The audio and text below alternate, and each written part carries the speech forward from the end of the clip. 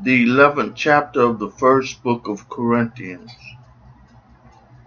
Be ye followers of me, even as I also am of Christ.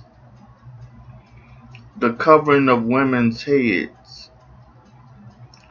Now I praise you, brethren, that you remember me in all things and keep the ordinances as I deliver them to you. But I would have you know that the head of every man is Christ, and the head of the woman is the man, and the head of Christ is God. Every man praying or prophesying, having his head covered, dishonored his head.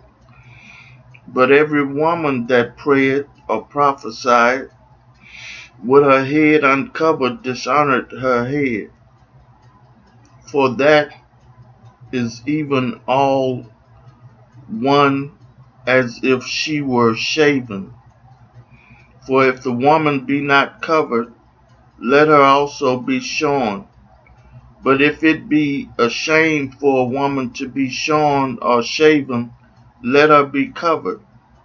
For a man indeed ought not to cover his head, forasmuch as he is the image and glory of God. But the woman is the glory of man. For the man is not of the woman, but the woman of man. Neither was the man created for the woman, but the woman for the man. For this cause ought the woman to have power on her head because of the angels. Nevertheless, neither is the man without the woman, neither the woman without the man in the Lord. For as the woman is of the man, even so is the man also by the woman. But all things of God judge in yourselves. Is it commonly that a woman pray unto God uncovered? Doth not even nature itself teach you that if a man have long hair, it is a shame unto him?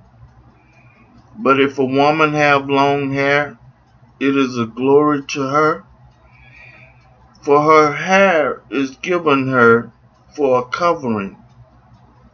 But if any man seem to be continuous, we have no such custom, neither the churches of God.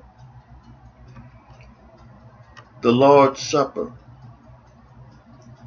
Now in this that I declare unto you, I praise you not, that you come together not for the better, but for the worse.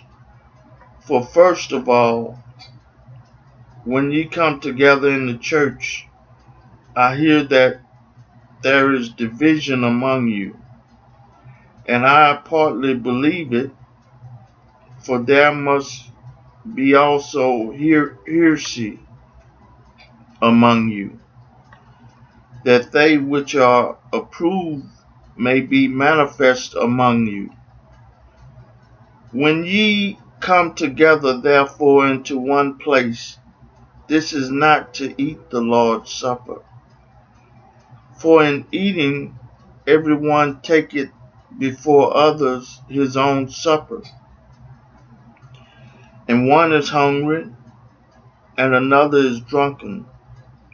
What have ye not houses to eat and drink in?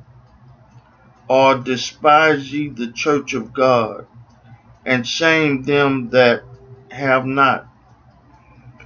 What shall I say to you? Shall I praise you in this? I praise you not. For I have received of the Lord that which also I delivered unto you, that the Lord Jesus, the same night in which he was betrayed, took bread, and when he had given thanks, he brake it, and said, Take, this is my body, which is broken for you. This do in remembrance of me. After the same manner also he took the cup when he had supped, saying, This cup is the New Testament in my blood. This do ye as oft as ye drink it, in remembrance of me. For as often as ye eat this bread and drink this cup, ye do show the Lord's death till he come. Wherefore, whosoever shall eat this bread and drink this cup of the Lord unworthily shall be guilty of the body and blood of the Lord. But let a man examine himself, and so let him eat of that bread and drink of that cup. For he that eateth and drinketh unworthily eateth and drinketh damnation to himself, not discerning the Lord's body. For this cause many are weak and sickly among you, and many sleep. For if we would judge ourselves, we should not be judged. But when we are judged, we are chastened of the Lord, that we should not be condemned with the world. Wherefore, my brethren, when ye come together to eat, tarry one for another. And if any man hunger, let him eat at home, that ye may come not together unto condemnation. And the rest will I set in order when I come. I read for you the 11th chapter of the first book of Corinthians. May God add a blessing to the hearers and the doers of his word.